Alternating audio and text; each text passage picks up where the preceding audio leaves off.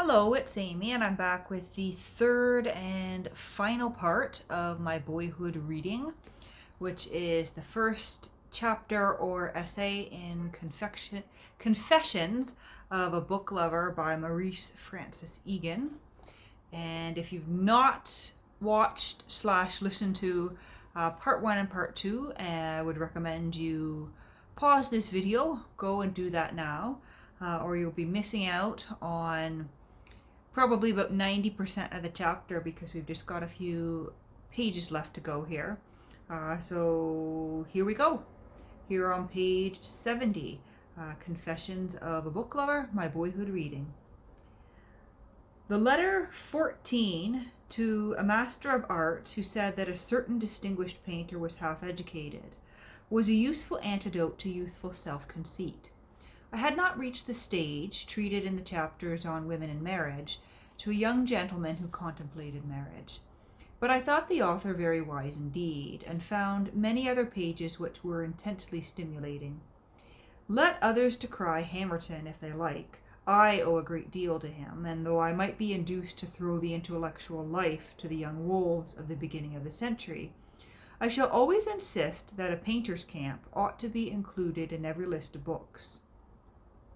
It was George Eliot who sent me to The Following of Christ, and she interested me in St. Teresa, that illustrious woman, so well compounded of mysticism and common sense, of whom, however, I could find no good life.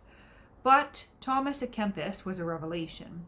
He fitted into nearly every crisis of the soul, but all his words are not for everyday life. He seemed to demand too much of us poor folk of the world. Later I came to understand that the counsel of perfection which Christ gave to the rich young man was not intended for the whole world, and many fine passages in à Kempis were meant for finer temperaments than my own. Somebody at this time presented me with a copy of Marcus Aurelius. I found him dull, stale, and unprofitable in comparison with à Kempis. His philosophy of life seemed to lead to nothing except the cultivation of a very high opinion of oneself. I gave this conclusion to one of my English friends, who objected to my uncharted course of reading, and he said, "A person like you who finds nothing humorous or even philosophical in Alice in Wonderland cannot be expected to like the works of Marcus Aurelius. It takes a prig to divide his reading into nicely staked off little plots, each with its own date.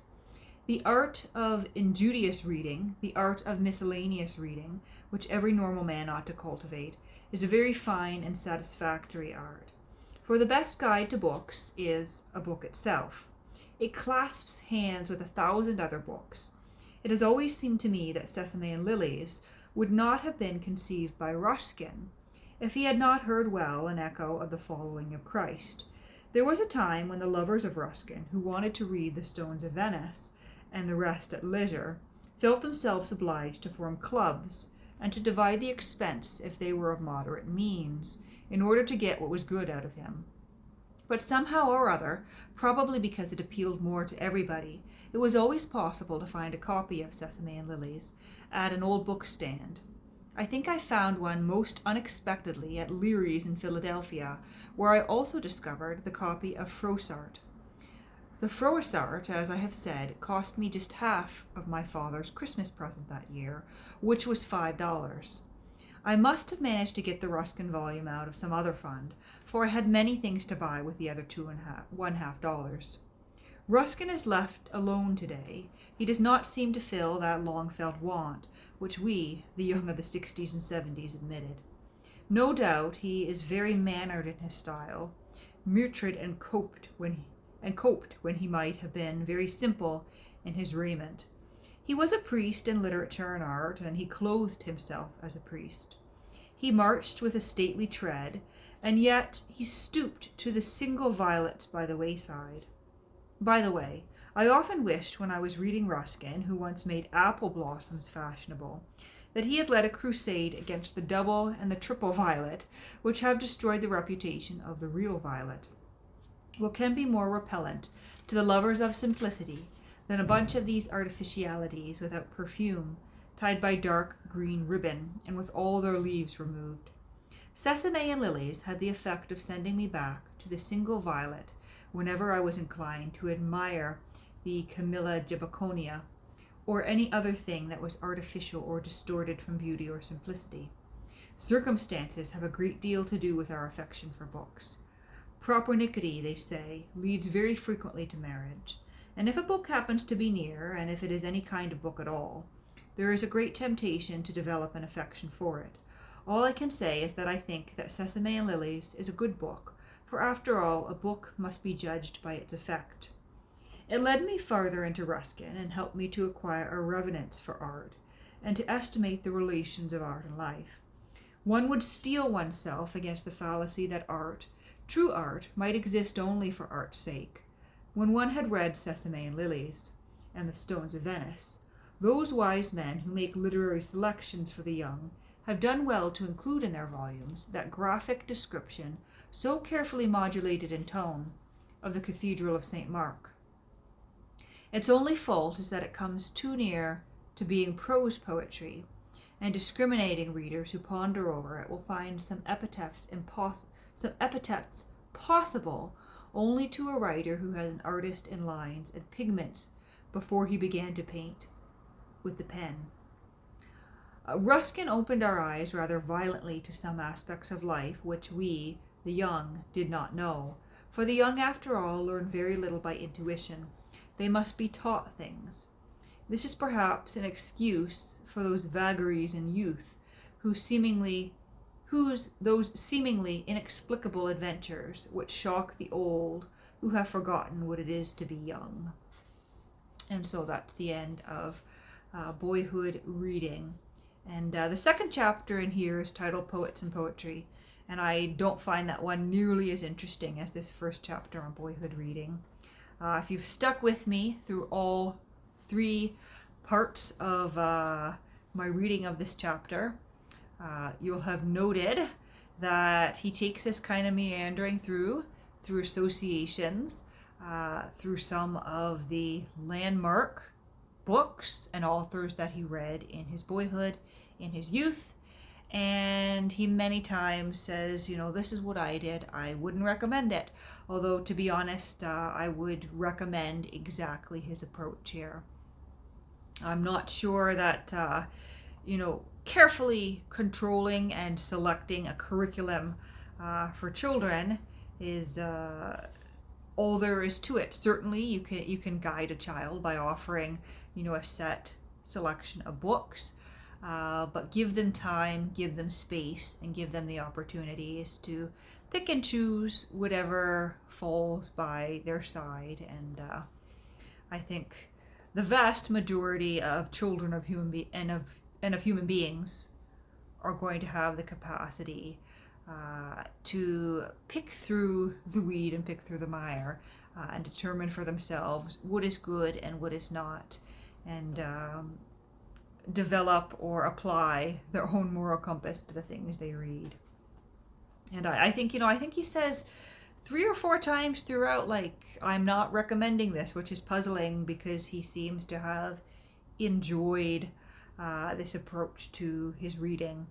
And, I thought it was quite funny. I picked this up down in New York State, same day, same bookshop that I bought 3 volumes of Ruskin. Ruskin, who is mentioned at the end of this chapter in the bit I just read. And just by coincidence, after picking this up, I picked up Sesame and Lilies. And that's the one that caught my eye on the shelf. That's the one that I started reading first. I am through Sesame and Lilies, and I'm reading some of his works on political economy. As I mentioned in my video, I think it was, at the time I'm filming this, it was yesterday.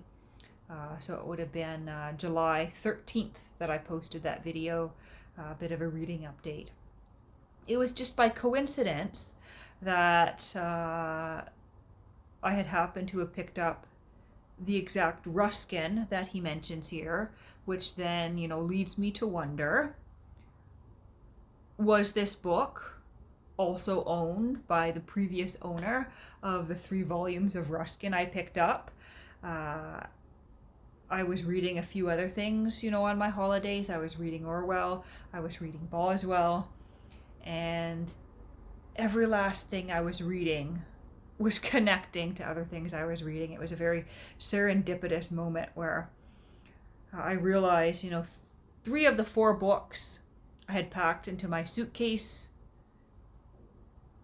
were mentioned in the 4th book I'd packed. And then, of course, I go and I do a little shopping.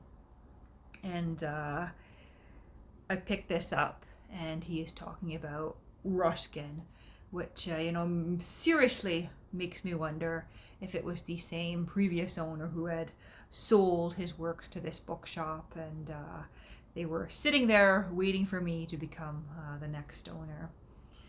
But anyway, I hope you've enjoyed that chapter.